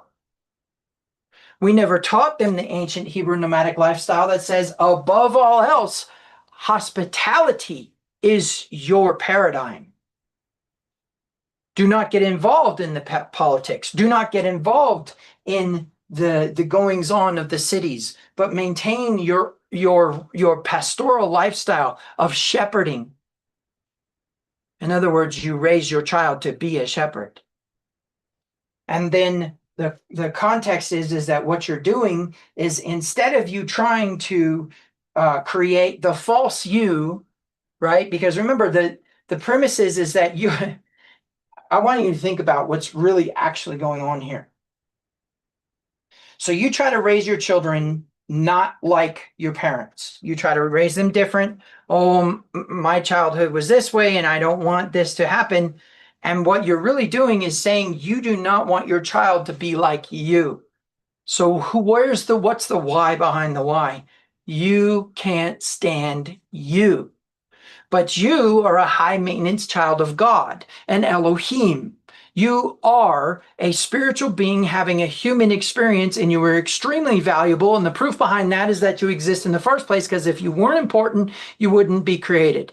And then I'll take it a step further and say, you have already been given the child, so you already have the trust. So stop trying to convince yourself that you deserve to be acknowledged that you have the trust. And let your child become you.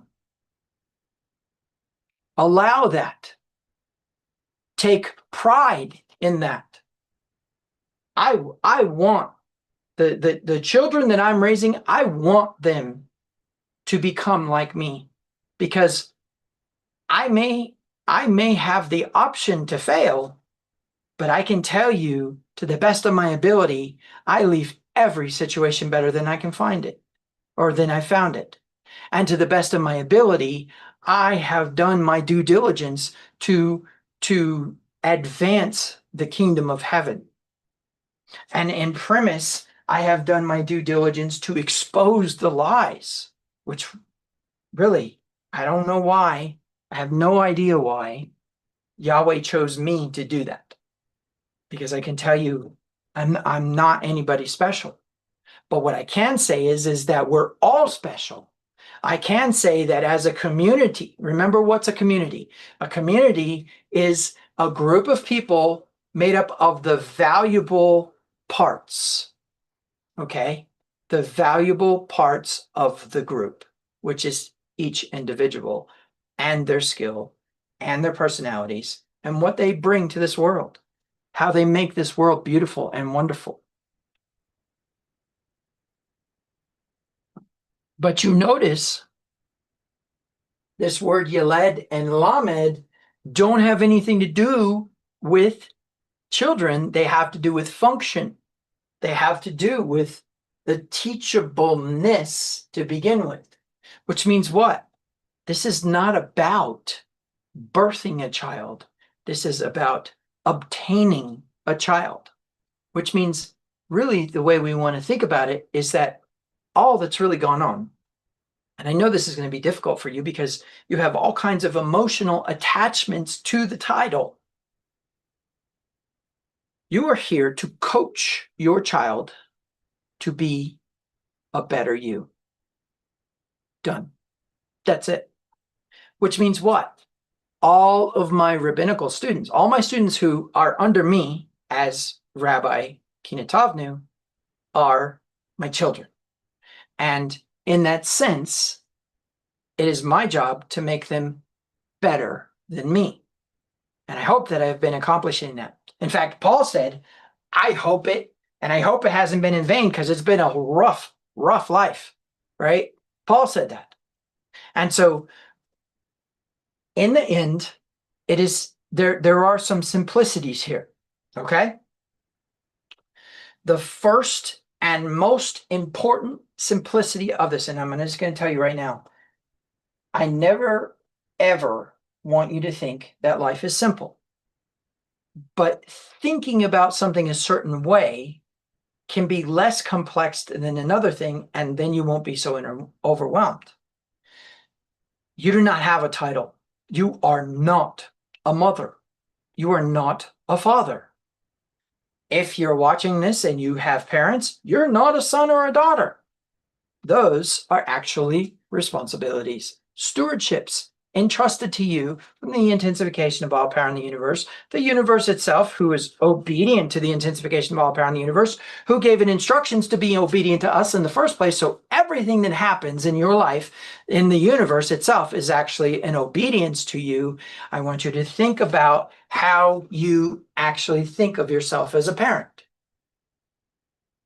The simplicity of this is you are a high maintenance child of God. You do not need validation.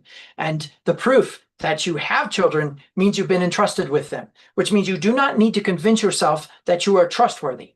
You also do not need to convince yourself that you are worthy because you've been given them in the first place. You were given them not because of your merit, but because of the fact that that's exactly what the sovereign God of the universe decided to do with you in your specific situation. However, it is very important for you to understand that you can absolutely fail at that, but that doesn't make you a failure. You can make mistakes as a parent and still be a parent. In fact, the truth is that all a parent is, in its broad concept, is a legal term for when we have problems between that particular stewardship and those particular valued items. What I mean by that is that the only time the word parent becomes relevant is when social service is involved or when there is some other relevance to the legal term. But that title itself is not something you need to be validated in. Because you see now, the strength of the tent does not require a male. It requires somebody who holds up the tent. The glue of the tent does not require a female. It requires somebody to hold the tent together. The panels of the tent do not require a male or a female. They need to protect what is inside. They need to value what is inside. So what's your job as a parent, as a mother or a father to do? Your job as a mother or father is to raise the Yaled into a Na'ar who walks in that purpose. Now, this is important. When you are driving an ox, are you on the side of the field while the ox walks through the field? No, it's interesting. You actually strap yourself to the plow and you run with the ox. And the only time that you do anything is if the ox decides not to move, in which you poke it with a stick. And as it moves, you stop poking it with the stick. And then while it's moving, you do nothing because it already knows the line, right? Because there's always a lead ox, that's the Aleph, and an inexperienced ox who is being mentored by the lead ox on how to walk the line. You never yoke a young ox and a young ox together because you will have very, very crooked roads. And here we are back at this agricultural, non-urban, pastoral lifestyle where we are cutting furrows in the land in order for seeds to be planted, in order for growth to occur. You could see how this all ties together, but I want you to realize that if you're a Christian trying to put the Bible into practice, you have failed miserably because you started as an American Protestant Christian and your culture. You need to go back to the ancient Hebrew nomadic lifestyle and culture and then try to apply the Bible to your life. And that's where me and other rabbis, and specifically other Messianics, we part ways, because I am not going to try to apply an American lifestyle to an ancient Hebrew nomadic historical document and say that I am in the right. And whereas we have Messianic congregations teaching Orthodox parenting practices, and we have Christians teaching American Protestant parenting practices, I just gave you the most ancient parenting practice that exists in the history of man. My proof is in the Hittite culture that talks about the nomads who were there, right? In their place. And we have the Bible. And what do we see in the Bible? We do not see children or women or men being valued in some title and nature of gender. We see functional roles. And I'm trying to, well, I'm hoping that you have grasped this concept that what appears to be an objectification of a child because they have to work and they have to do things in the family is actually the function of that particular entity. And there's an entire intent behind it. I mean, if you think about the son learning to protect the clan, why? Because he's going to be clan leader someday, right? Or if it's a daughter, learning to protect the clan, why? Because it's a possibility that the son might die, or it's a possibility the son was never born. And so we have a daughter of Zelophehad inheriting the land. What are they going to do? They better know how to run a clan, right? So don't think for a second that there's some sort of misogynistic downplay of a woman's role in the tent. There's not, okay? Everybody cooked. Everybody mended the tent. Everybody did these certain things, but there was a role within that gender, okay? And that's the big important difference in the political attempts to discount the Bible and the actual truth behind the lifestyle itself. Okay, so Shabbat Shalom.